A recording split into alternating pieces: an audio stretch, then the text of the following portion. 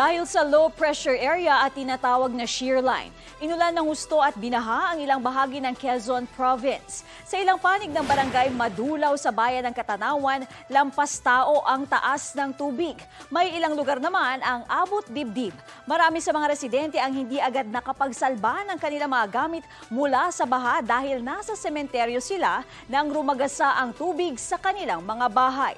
Resulta iyan ng pag-apaw ng ilog dahil sa high tide at 2 oras na ulan.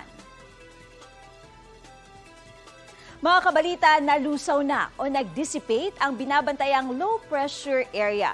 Ayon sa Pag-asa, itong shear line ngayon ang siyang nagpapaulan sa ilang bahagi ng Luzon. Umiiral ito ngayon sa eastern section ng Northern at Central Luzon. Amihan naman sa iba pang panig ng Northern at Central Luzon.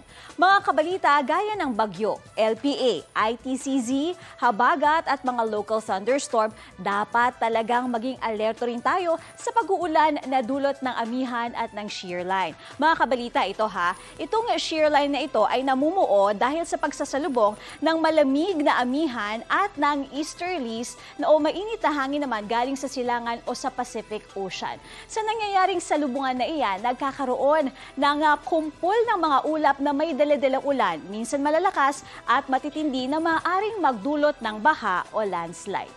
Sa mga susunod na oras, malaking bahagi ng Luzon ang uulanin base sa rainfall forecast ng Metro Weather. Posible ang heavy to intense rain sa ilang lugar, mataas din ang tsansa ng ulan sa Visayas at Mindanao. Asahan din muli ang ulan ngayong araw dito sa Metro Manila.